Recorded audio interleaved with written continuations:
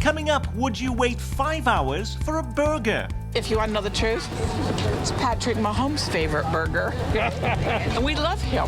Also this half hour, guess who was at the White House this week? Rolling in revenue, our local leaders now working on ways to spend an infrastructure windfall. From gondolas to solar farms, turning highways into parks and thinking big about the streetcar. Could this be your new ride to take you to the game? I'm excited.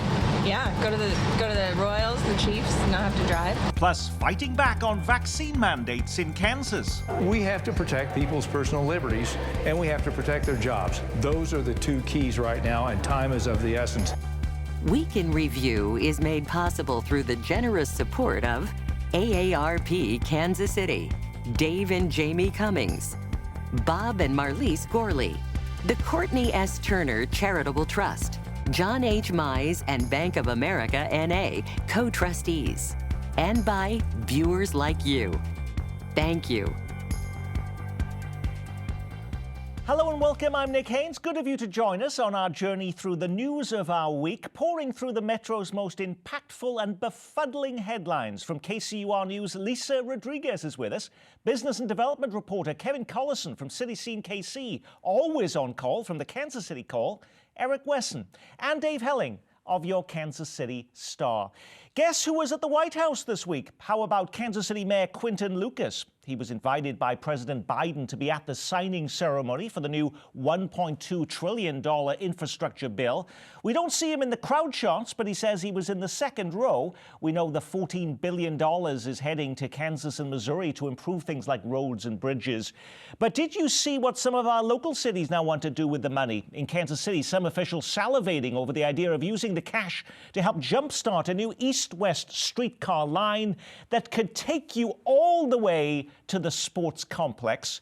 Can you imagine, Lisa Rodriguez, ditching your car and taking the streetcar to watch the Chiefs play? I would love to ditch my car just in general, but that's just me. I do think that when it comes to the streetcar, there is momentum there with the north-south extensions already underway. There is public buy-in. We've seen the starter line generate development. We've seen it become a very popular attraction. So I think that there is the buy-in there for East-West. I think that makes the streetcar accessible to more people in this city. Now, could one of the obstacles, though, to this happening be a Democrat by the name of Kansas City Congressman Emanuel Cleaver? If we're going to spend hundreds of millions of dollars, I want people who desperately need jobs to be able to take the system and to go and get those jobs. Does that make it that much more difficult now, Eric? No, not really. It depends on basically what his relationship is in this process. If they're just going to turn the money over to cities and let them navigate how that money is spent, I think that kind of takes him out of the equation. Dave. Well, a couple of things. First of all, extending the streetcar from, say, the KU Hospital Medical Center area, east and west all the way to the Truman Sports Complex, Nick, would cost a lot of money easily. By the time it's built, it would easily cost $1 billion. And unlike the north-south streetcar, you wouldn't be able, it would be difficult, I'll put it that way, to tax the people who live along the streetcar to pay some of the cost, because the tax base is just much less available on the east side than it would be, say, up and down Main Street or into downtown. So the financing is an issue. The federal government's involvement is interesting, but not assured. And one of the things, and we'll talk about this on the other projects that are on the list, one of the things you have to be careful for is that this money is spent on important infrastructure and not on things like gondolas or other sort of frou-frou projects, because criticism will just mount because of that. So this is much more difficult than I think people know. But as Dave Helling points out, though, Kevin, this would actually go onto the Kansas side, too. The University of Kansas Hospital says they would help pay for it to make that line work. That's jobs, too. You're connecting people to a workplace and where people can get medical care. What's not to like? Well, and I think you hit on a good point there. The probably the most appealing extension would be the one to the west. because it would go down 39th Street from Main Street, connecting with the new north-south route, and would link a pretty strong job center. And also the symbolism of actually crossing the border into Kansas is big. But Dave makes a very good point. And we would have to change how we fund our streetcar if we were to take it east of Maine, because right now it's based on what they call these transportation development districts. That's where the local funding comes from. And you have to have some substantial property values to make that work, and some also substantial shopping, because the sales tax is part of that. And you just don't see that revenue source when you move east. And Chiefs fans are not going to give up tailgating. They're going to be driving out there to that game, parked in the parking lot, drinking, barbecuing, and having a good time. You can't do that with a streetcar. All of our elected officials on both sides of state line are now dreaming big, thinking of new ways to spend this money. Did you see Wyandotte County has its own ideas? The county's planning director has proposed an aerial gondola that would connect downtown Kansas City, Kansas with downtown Kansas City, Missouri. Everyone seems to be wanting to bridge divides these days. Isn't this a great way, Lisa, of using federal money to connect two cities that are right next to each other but feel like light years apart?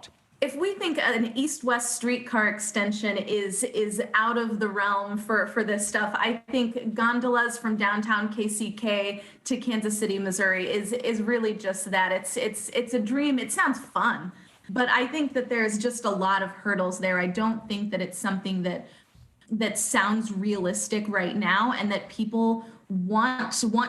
I don't know that it's where people want to see this money spent. I think that there are serious infrastructure needs, much more basic needs that people want, and I don't know that now is the time for an idea quite like this. We just saw that video there, though, Kevin. That was Portland. Other cities do these things. This proposal also was not thrown out there in anticipation of getting immediate funding from this infrastructure bill, but I do credit people for thinking big. I do think it's a good thing to talk about it. It's certainly one element that also people haven't discussed is it would also help the West Bottoms, because they're talking about a potential of a couple of stations there. And of course, that area is really starting to take off, and it's very cut off from the downtown. But, I'd like to see people think big. This is just a conversation right now, and it's a much more logical idea than what Clay Chastain was throwing out. Yeah, you mentioned Clay Chastain, because Dave Helling, isn't that true? In 2006, tucked into his light rail plan that would have connected light rail from downtown to the airport, there was a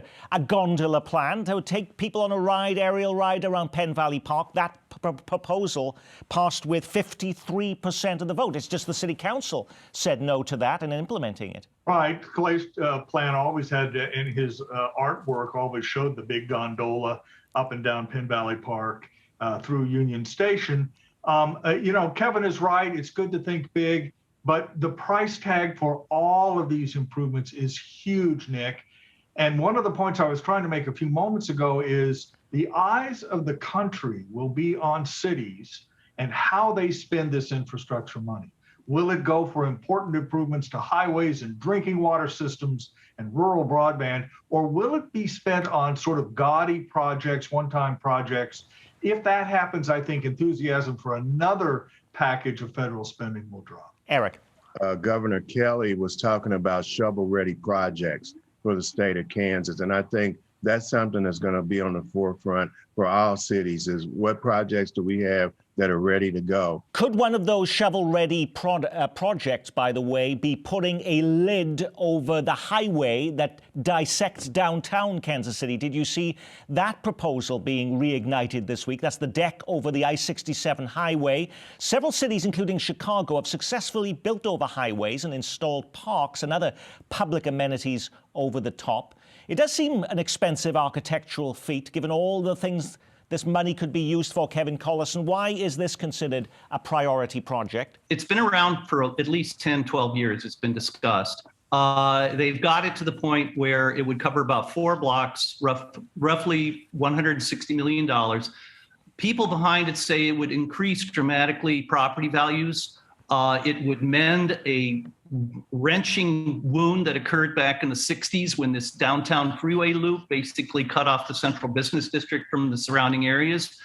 You've got some private money that has expressed interest, people who own Lowe's, Cordish, and other developers who would see how this would improve both the appeal and the and the rents, et cetera, they could get. But hey, I also want to just throw one last thought in before we get away from infrastructure. We're talking about these city projects, the streetcar, potential gondola, these things. But, Overland Park is about ready to spend more than $300 million to widen US 69 to 6 lanes from 103rd Street to 151st Street. That's about the length of the streetcar that's being extended from downtown to UMKC. So let's remember that, if we're thinking seriously about climate change, about making a more dense environment where we consume less energy and moving away from sprawl, let's talk about dropping hundreds of millions of dollars to widen highways that are just going to spread this area out even more. Just wanted to throw that out as a thought. There is a push, of course, to have much more environmentally friendly projects. Mayor Lucas is eyeing building the largest solar farm in the country on land right next to the KCI airport terminal with this money. According to the city manager, it would produce enough energy to power every home in the city. Has the potential to power most or all of the homes and businesses in all of Kansas City. First, I thought the airlines pushed back against solar panels at the airport because it caused too much glare, and it could be a hazard to pilots, Eric. They're still going to have that same problem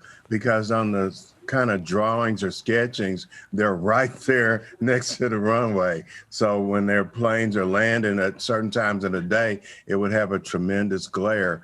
That's kind of a lofty project to me, because when we talk about infrastructure and we talk about all the things that need to be done, even though we have the GO bonds that people are paying for, streets in Kansas City are still pretty bad. And even though they look like some things are being done, there's still a lot of potholes in areas that, matter of fact, right now my car's in the shop getting a rim fixed.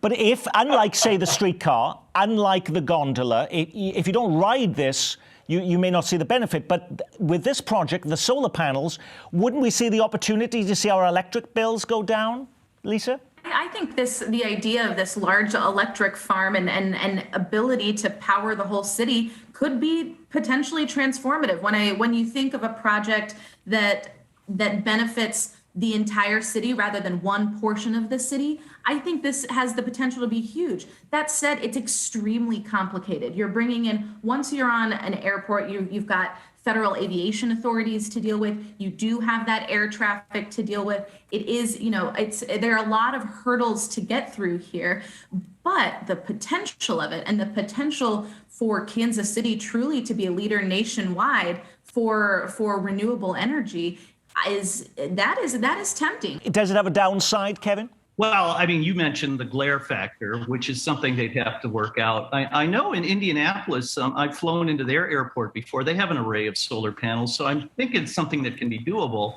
And, again, getting back into thinking boldly and thinking about the 21st century and where we want Kansas City to be, I think it's a fantastic idea to explore further. I really do, Nick, and I applaud the city manager and others for pushing it.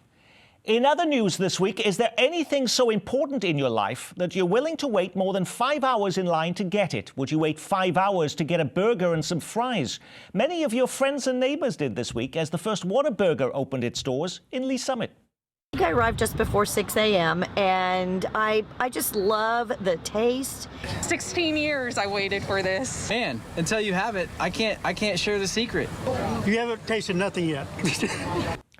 If you've never been to Whataburger, can you help explain why this San Antonio-based restaurant chain is causing mayhem in Kansas City this week? Eric, is it because it's Patrick Mahomes' favorite burger, or is there more to it than that? I guess so, and it's something new and different, and Patrick Mahomes is responsible for it. I wish he'd come down here on 18th Street and say, hey, develop this area, and let's see how fast we get rolling down here. Was the Helling family station wagon one of those cars we saw in line in Lee Summit this week, Dave? No.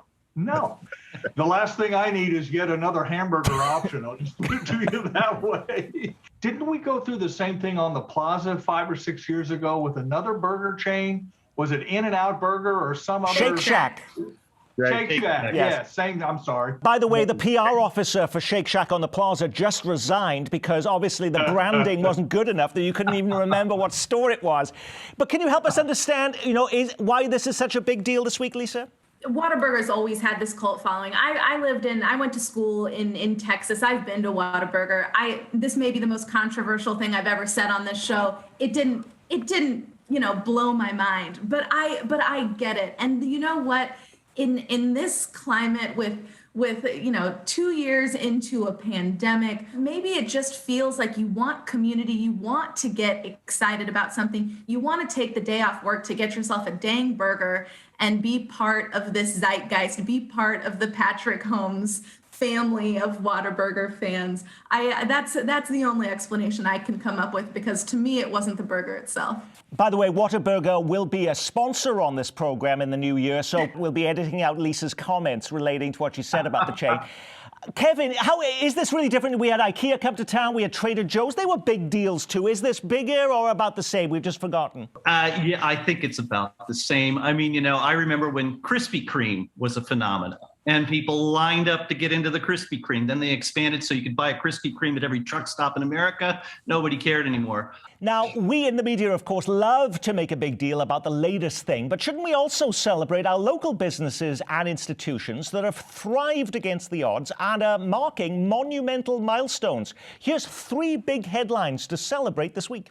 This month marks 100 years since construction began on Liberty Memorial. And here's another big headline. This week marks the 30th anniversary of the opening of the Arabia Steamboat Museum. When it opened in the River Market, it was touted as the largest single collection of pre-Civil War artifacts in the world. But for how much longer will it be here? I would almost assure you that come November of 2026, the museum doors will close. This month also marks the 25th anniversary of the bi-state tax election to reopen and restore Union Station.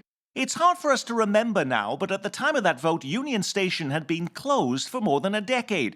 Amtrak had moved out of the decaying building, and its only visitors were pigeons and the homeless. Given the political division we have today, doesn't it seem remarkable this could even have happened, Dave? By and large, there was universal bipartisan, bi-state agreement that there needed to be some mechanism to repair the station, although remember, it was a limited tax. I think it was 6 years. 1/8 of a cent, that helped people support it.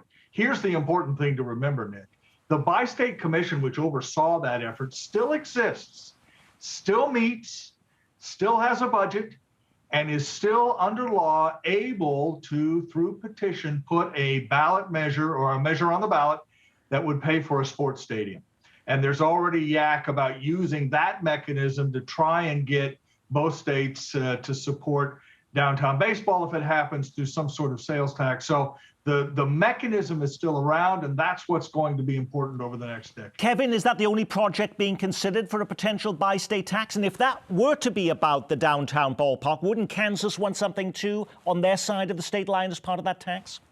Actually, Nick, you bring up a good point. They tried to come up with a bi-state 15 years ago. I can't remember, when we were talking about renovating the Truman Sports Complex. And they also tried to pair it with something that I think did have a lot of merit, which was a joint funding for our major cultural institutions in Kansas City, the Nelson, the Symphony, all these major regional cultural amenities. But as you mentioned, though, that tax effort did fail. Can you see any project that would gain any success, Eric? I think a downtown stadium would eventually, once they roll it out. But the soccer people, they're using their own money. So I don't know if right now it's a climate to tax people. I always say we need to put a dome on top of Arrowhead Stadium so we can get a Super Bowl in here and possibly increase revenue in the Kansas City metropolitan area. You make the point, though, about the new soccer team, this women's soccer team building their stadium on the riverfront there with their own money, Lisa. Doesn't that take a wind out of the sails of folks who are wanting to spend public dollars on a sports stadium? Seeing this happen without big asks for incentives or tax breaks shows that it can be done. But we'll see. I don't think it's going to slow people from asking. There's probably a different price tag in building a soccer stadium down on the riverfront than it is a baseball or football stadium. So that's something else to take into consideration as well. In the headlines we just showed, we also talked about the Steamboat Arabia Museum, Kevin, and we saw the owner of the Steamboat Arabia, David Hawley, saying, you know, we're going to be gone from Kansas City in 2026. We're not going to be there anymore. Is that just a threat to get the city to, you know, throw in some more money to keep them there, or is that likely to happen? It's a great, great cultural amenity. Some people tell me it's one of the, you know, top 5 things they recommend out-of-towners to check out when they're in town. You know, I think its current home in the city market is definitely not going to be there in whenever their lease expires. I mean, there are other uses for that space that I think the city would like to pursue, and I think he referred to it. You know, they want to put in some more restaurants, more vendors, et cetera. But that's not to say you can't find a way to find a new home. I know there was an idea kicked around a few years ago of seeing if they could get him over into Union Station. That never went anywhere, but I'm frankly surprised that Kansas hasn't tried a Star Bond option to actually use that as a cultural amenity that would draw people from other places and help some developer do a larger project out there. You know, they tried it with Prairie Fire, and that museum really never took off from everything I know. But the Steamboat Arabia is a genuine attraction. So I wouldn't rule it out not finding a new home somewhere in the metro. But I see Kansas wasn't listed as one of the potential homes. And in fact, it was St. Joseph, Jefferson City, and Pennsylvania, which was where the Steamboat Arabia was actually built and came from as it made its way towards Missouri. I didn't want to start the program talking about COVID, but there were some significant stories worth pointing out this week. The Jackson County Legislature voted to end its mask mandate 10 days early. Within hours, school districts from Blue Springs to Green Valley dropped their face covering requirements. And Roland Park, the only Johnson County city requiring you to wear a mask in stores, bars, and restaurants, dropped its mandate on Monday. Will we look back on this week, Lisa, as the week our metro finally gave up on masks? This is a moment where virtually no municipalities and no jurisdictions are requiring masks anymore. But at the same time, we are seeing COVID cases creep up again. We are getting to a point where the weather is getting cooler and people are coming back indoors. I'm not confident enough to say that we won't see masks again. Now, on Monday, Kansas lawmakers will head back to Topeka to launch a special session of the legislature to work on ways to limit the impact of new Biden administration vaccine mandates. This is simply a question of right versus wrong, good versus evil. Either you stand against Biden or you stand with him. We have to protect people's personal liberties, and we have to protect their jobs. Those are the 2 keys right now, and time is of the essence. One proposal would ensure those fired for refusing the vaccine are given state unemployment benefits. The second would block employers from probing workers about their beliefs if they seek a religious exemption.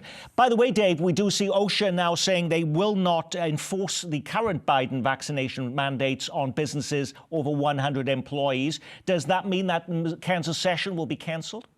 Not according to everything we know as we tape this program, Nick. Now, there may be some discussion of that later, but my guess is lawmakers will gather anyway, put this stuff into state law, dare Laura Kelly to veto it, which she will likely not do. She's already been, as we know, critical a little bit of the OSHA rules, and she may just sort of, meet the legislature at where its discussion is by signing those bills. So we'll see. The broader question, which I think is very interesting, is the lack of enthusiasm in the public for further COVID restrictions or regulations. People are just very, very tired of it, and I think politicians have a sense of that. When you put a program like this together every week, you can't get to every local story, grabbing the headlines. What was the big local story we missed? It was a topsy-turvy week in sports. KU beats Texas, its first road win in 13 years. And could this be right? UMKC beats Mizzou? A public memorial this week for philanthropist and financier Kenneth Baum, and large crowds gather at Johnson County Community College to remember former Congressman Dennis Moore. The wait continues for a judge's ruling in the Kevin Strickland innocence case. And remember that petition to bring back slavery? Well, just a silly joke between a black and a mixed-race student. That according to a lawsuit filed by the boys' parents, incensed by the discipline they received from the Park Hill School District. The Auschwitz exhibit has been extended. Union Station says attendance has already outpaced New York. It will stay in Kansas City until March. Netflix spotlights Kansas City this week as it premieres a new film about sex abuse in the Catholic Church. The documentary is called Procession. And Bar Humbug! COVID took the show online last year. Now A Christmas Carol makes its big return this week at the Kansas City Rep. Alrighty, Lisa, did you pick one of those stories or something completely different? There were a lot of good ones in there. I'm going to go with still waiting for the Kevin Strickland verdict. That's something that people have been watching for months now. People have been waiting and watching every twist and turn. Both sides are scheduled to have briefs to the judge by Monday, which means that early next week, potentially, we could have a decision there. So I think that's something to keep an eye on still. Eric. I agree with Lisa and what she said, and wishing everybody a happy Thanksgiving. Thank you. Thank you, Eric. Dave. A new poll released Thursday by Morning Consult has Governor Mike Parson at 51% approval in Missouri. That's actually pretty good, but Laura Kelly, the governor of Kansas, is at 54% favorable. That's a very strong position for a Democrat in Kansas, puts her in a strong position as she heads into the election year in 2022. And Kevin. I think the extension of the Auschwitz exhibit at Union Station is probably powerful in a symbolic way, particularly because in the context of these days, when you have so many history illiterates wearing Stars of David to hearings on the fact that they have to wear a mask, for people to want to inform themselves and for that Auschwitz exhibit to continue and more people going in there and learning about true history and not just minor inconveniences, I think that's a very newsworthy and very symbolic. And on that, we will say our week has been reviewed thanks to KCUR's Lisa Rodriguez, the Cole's Eric Wesson, Kevin Collison from City Scene KC, and Dave Helling of your Kansas City Star. Next week, we have no show. We're heading into our winter membership drive, which provides the fuel for us to produce the show all year long. As truckers like to say, we'll see you on the flip side. From all of us here at Kansas City PBS, happy Thanksgiving. And don't forget, be well, keep calm, and carry on.